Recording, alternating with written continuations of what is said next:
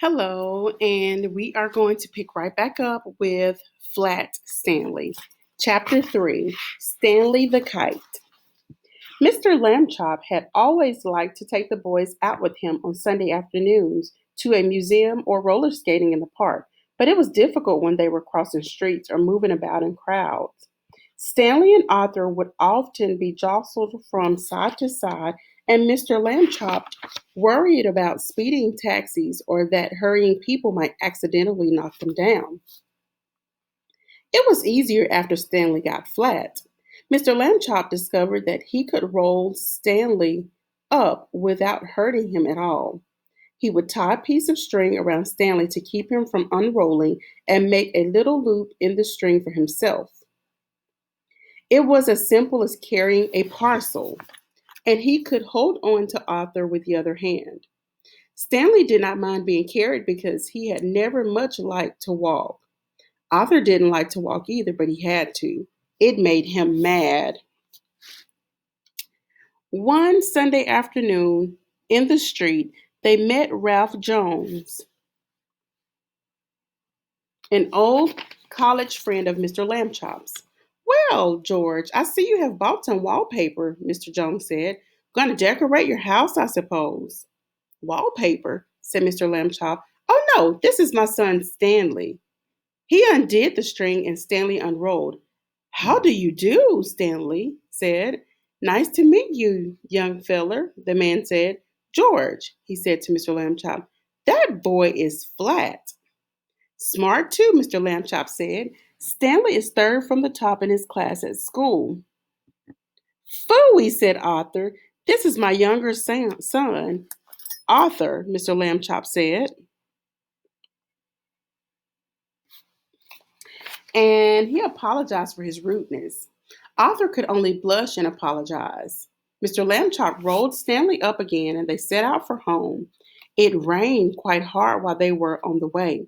Stanley, of course, hardly got wet at all, just around the edges, but Arthur got soaked. Late that night, Mr. and Mrs. Lambchop heard a noise out in the living room. They found Arthur lying on the floor near the bookcase. He had piled a great many volumes of Encyclopedia Britannica on top of himself. Put some more on me, Arthur said when he saw them. Don't just stand there, help me. Mr. and Mrs. Lambchop sent him back to bed, but the next morning they spoke to Stanley. Arthur can't help but being jealous, they said. Be nice to him. You're his big brother after all. The next Sunday, Stanley and Arthur went to the park by themselves. The day was sunny but windy too, and many older boys were flying beautiful, enormous kites with long tails made in all the colors of the rainbow. Arthur sighed.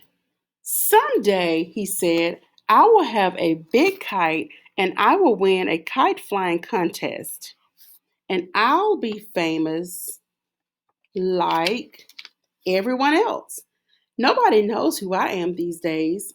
Stanley remembered what his parents had said. He went to a boy whose kite was broken and borrowed a large spool of string. You can fly me, Arthur, he said. Come on. He attached the string to himself and gave Arthur the spool to hold. He ran lightly across the grass sideways to get up speed, and then he turned to meet the breeze. Up, up, up, up went Stanley, being a kite.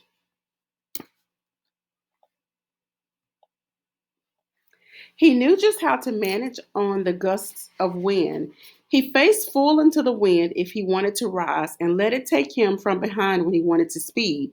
He had only to turn his thin edge to the wind carefully, a little at a time, so that it did not hold him, and then he would slip gracefully down toward the earth again. Arthur let out the string, and Stanley soared high above the trees, a beautiful sight in his red shirt and blue trousers against the pale blue sky. Everyone in the park stood still to watch. Stanley swooped right and then left in long matched swoops.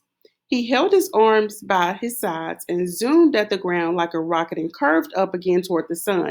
He side slipped and circled and made figure eights and crosses and a star. Nobody has ever flown the way Stanley Lambchop flew that day. Probably no one will ever again. After a while, of course, people grew tired of watching, and Arthur got tired of running about with the empty spool. Stanley went on in, though showing off. Three boys came up to Arthur and invited him to join them for a hot dog and some soda pop. Arthur left a spool wedge in the fork of a tree. He did not notice while he was eating the hot dog that the wind was blowing and string tangling it about the tree. The string got shorter and shorter, but Stanley did not realize how low he was until leaves brushed his feet. And then it was too late. He got stuck in the branches. 15 minutes passed before Arthur and the other boys heard his cries and climbed up to set him free. Stanley would not speak to his brother that evening, and at bedtime, even though Arthur had apologized. He was still cross. Along with Mr. Lambchop in the living room, Mrs. Lambchop sighed and shook her head. You're at the office all day having fun, she said. You don't realize what I go through with the boys. They're very difficult. Kids are like that, Mr. Lambchop said. Phases. Be patient, dear.